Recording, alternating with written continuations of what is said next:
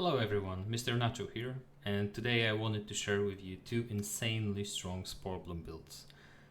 One of them has way more DPS than the other, and the other one has much better survivability. So to start off, the first variation of the build is the Sidewinder swap build, and it goes as follows. So you want to go Gunslinger and Challenger as your archetypes. You want the main archetype to be the Gunslinger, and I'll explain why shortly. The abilities is the Sidewinder and Rampage skill. For the armor, I'm using the Radiant Visit, Radiant Protector, Red Widow leggings, and Labyrinth gauntlets. When it comes to relic, I'm using the Shielded Heart with range crit chance, crit damage, and weak spot damage. For the weapon, of course, the Sporebloom with the Bandit mod. You could try to go with the Slayer mod, but it's overall way less DPS than Bandit. Bandit is RNG reliant, as are both of the builds I'm about to show you, but it does on average way more damage than the Slayer. So when it comes to the melee weapon, it doesn't really matter, but the transference mod on it is really nice to get some ammo. And the other gun is the Sure Shot with corrosive rounds and Slayer right here. The first option you have is the Energy Diverter. So whenever you are shielded, gain 10% crit chance and 15% to all damage dealt. The other option you have is the Difference Engine, which is when you are shielded, you gain 20% to all damage and 1.5% of lifesteal. It doesn't really make that much of a difference, the lifesteal. 20% damage is nice, but you will crit less often and for less damage. So the way that we trigger the shield, it's the Shielded Relic, and the other way is the Tightly Wound Coil. So whenever you are spending 75% of the current magazine, gain a shield. So whenever we shoot a Sporebloom or whenever we shoot the Sure Shot, we gain shield. So we gain bonus crit chance and crit damage, and we also gain 3% of max HP every single second. Then for the damage, we go Zanius Malice and Probability Cord, so very standard. And when it comes to the traits, we have Ammo, Reserves, and Strong Back, because they are from the archetype and we cannot change them. Then I went for Triage and Regrowth to regenerate even more HP and be more tanky. Same with Fortify, just more armor. Longshot, because the Sporebloom doesn't really have that much of range. So whenever this is ideal range 10 meters and we almost maxed out the Longshot, we gain bonus 5.4 meters. So we basically gain 50% increased range on this weapon, which is extremely important. Vigor, just so we have HP to regen, and the more HP we have, the more the ring regenerates HP for us.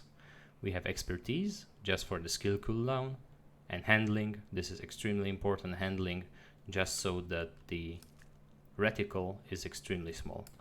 The other thing that we do to decrease the size of the reticle is the Tranquility Font.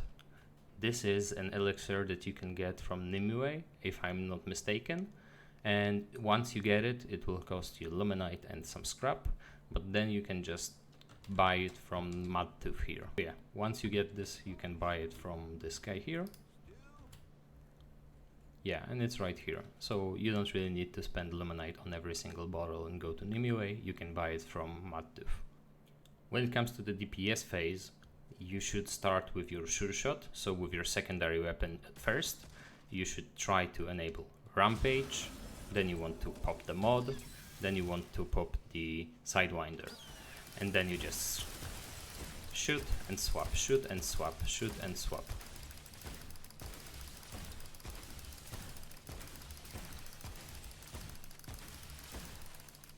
And that's it. We were about 6,000 to 7,000 damage per second.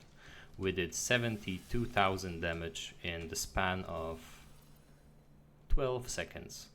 So whenever there is a DPS phase on the boss, you can do tons and tons of damage. I didn't really get too many procs of the Bandit, but as I've said, it's RNG related and you can get much more. And the reason that we want Gunslinger as the first archetype is the Prime perk, which is whenever activating any Gunslinger skill, both weapons are instantly reloaded and gain infinite reserve ammo on all weapons. So whenever you gain the infinite reserve ammo, there are much higher chances of proccing Bandit. I'm not sure why this works the way it does, but it's really nice.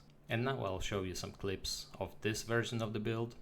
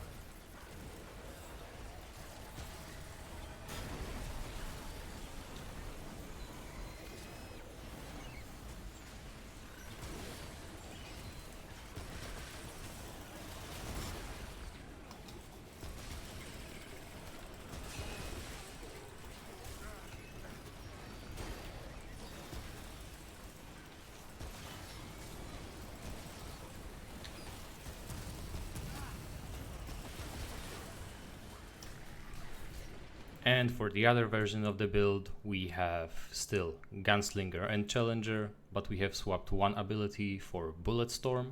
We have changed the necklace to the Full Moon Circlet. You can also use the Ankh of Power, or you can use the Daredevil Amulet that you get for beating the game on hardcore. But this is extremely DPS oriented, and there is really no self-sustain, and there is no survivability in this build at all other than dodging. So the amulet that we have chosen is the Full Moon Circlet, and it increases the ranged damage by 20%, and whenever we are not full HP, it grants 3% lifesteal, which is not really enough, but 20% of damage is nice. And we have the Ring of the Float Beauty. Whenever we hit a weak spot, we deal 20% increased damage. We have the Akari Warband, which gives us 15% crit chance and crit damage whenever we dodge. Then we have Xenia's Malice and Probability Cord, so these two don't change. The Sporebloom still has Bandit. Our secondary is Nebula, and we run Harmonizer on it just to increase the mod damage.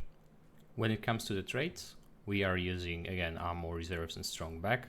Then we have long shot. This time it's maxed out, so it increases the range by 6 meters. We have swiftness, untouchable, and footwork just to increase our evasiveness.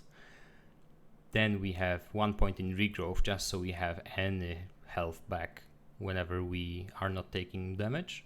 Then we have expertise as well, because cooldowns are important, and we have handling and siphoner. And now I'll show you some clips.